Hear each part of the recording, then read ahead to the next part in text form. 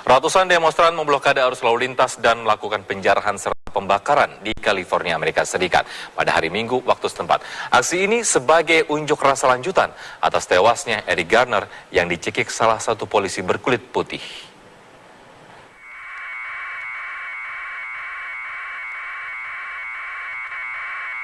Sejumlah polisi menangkap ratusan demonstran saat berusaha memblokade jalan di dua lokasi di Berkeley dekat San Francisco pada hari Minggu waktu setempat. Selain itu, penjarahan, perusakan, dan pembakaran juga terjadi di pantai barat Amerika. Tewasnya Eric Garner di New York dan Michael Brown di Missouri membuat hubungan polisi dan warga kulit hitam di Amerika semakin menegang hingga menghidupkan kembali permasalahan rasial di Amerika Serikat.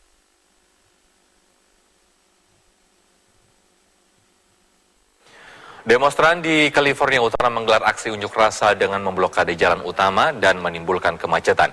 Ini adalah unjuk rasa lanjutan untuk memprotes kebijakan hukum Amerika terhadap pelaku pembunuhan warga kulit hitam oleh polisi.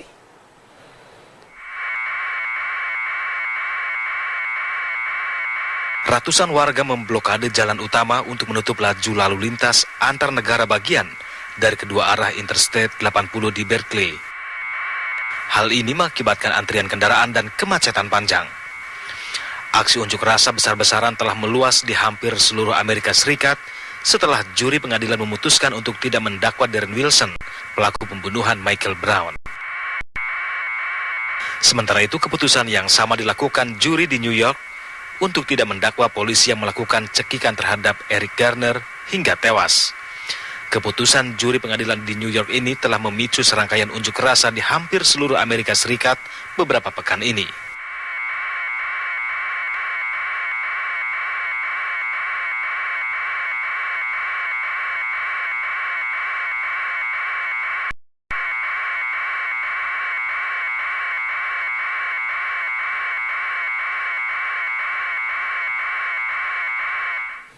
Aksi rasisme di Amerika Serikat sudah terjadi sejak dulu, bahkan di tahun 1960-an. Martin Luther King, pejuang hak sipil, sudah memperjuangkan hak-hak warga Amerika kulit hitam.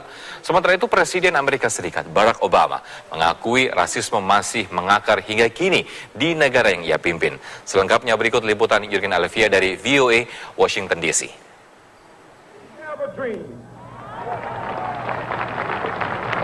My four little children will one day live in a nation where they will not be judged by the color of their skin, but by the content of their character. I have a dream today. Pidato Martin Luther King 50 tahun lalu dikenang sebagai simbol perlawanan atas diskriminasi warga kulit hitam di Amerika.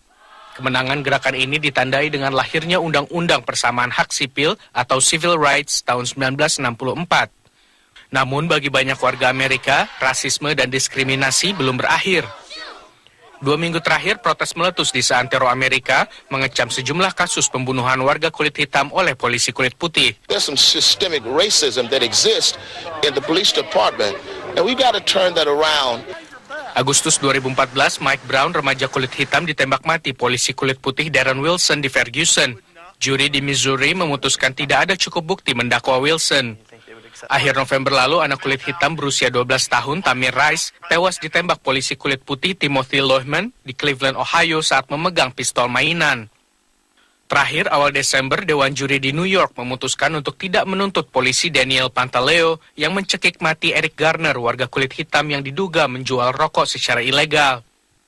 Hubungan antar ras di Amerika terus menjadi masalah meskipun negara ini telah memiliki presiden kulit hitam pertama. Bahkan menurut survei yang dilakukan oleh Bloomberg, 53% warga Amerika menilai hubungan antar warga kulit putih dan hitam memburuk sejak Presiden Obama terpilih.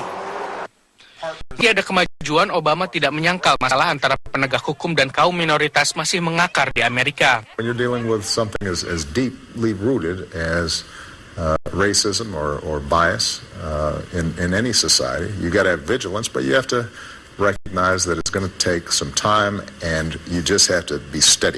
Minggu ini Presiden Obama merilis panduan yang melarang penegak hukum federal melakukan profiling atau mengkategorikan perlakuan seseorang berdasarkan ras, agama, dan negara asal. Dari Washington DC, tim VOA.